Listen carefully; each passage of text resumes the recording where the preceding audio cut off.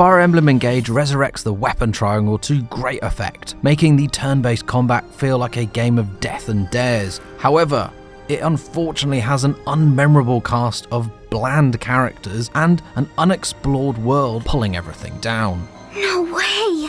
No way! The Divine Dragon is finally away! Hey, hold on!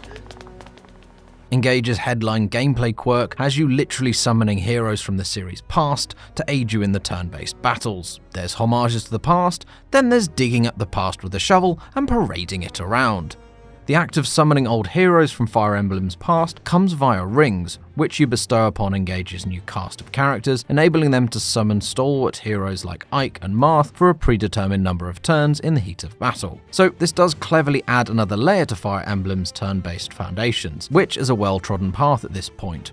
As summoned heroes only stick around for a precious handful of turns, you'll need to carefully plot out when to use them. Too early in a mission and you might fall to a final powerful foe that you come across, or activate everyone's spiritual companion at once and you'll no doubt be weakened for ensuing encounters. So with summoned heroes in a supporting role, the focus is still very much on matching each of your fighters up with a foe they won't struggle to take down while battling them. Fire Emblem's weapon triangle makes a welcome return. This predetermined system where swords perform great against axes, axes are great against lances, and lances can undo sword troopers, you immediately know which matchups to avoid and which to dive headlong into. All of this combined makes for one of the most absorbing turn-based battle systems in years. The weapon triangle means that any troop, no matter how overleveled or elite they are, can be overpowered and felled if they take on enemies in a bad weapon matchup. So each step forward in battle becomes a calculated move. Fire Emblem Engage's battles are all the better for the weapon triangle's triumphant return, making you feel like you're constantly walking a razor's edge of being in comfortable positions or being outnumbered. The returning systems isn't overbearing on battles though,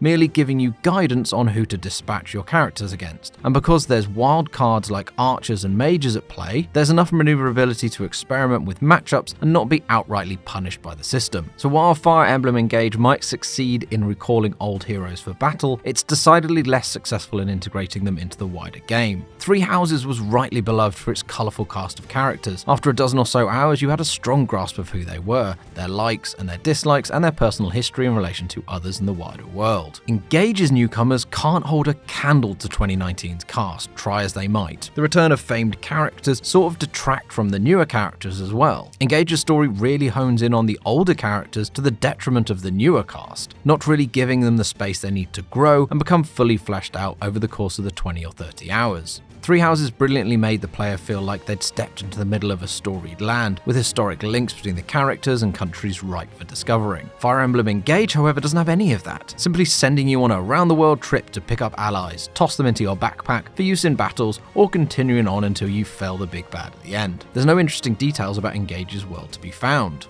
I don't really have anything meaningful to say about Fire Emblem Engage's new characters after dozens of hours, and that's a damn shame. I don't see individuals as memorable moments when I look at this new lot. Instead, I see just a collection of anime-centric tropes, like the women with 20-inch waists who love eating, or stoic knights being, well, like stoic and knighty, that's it.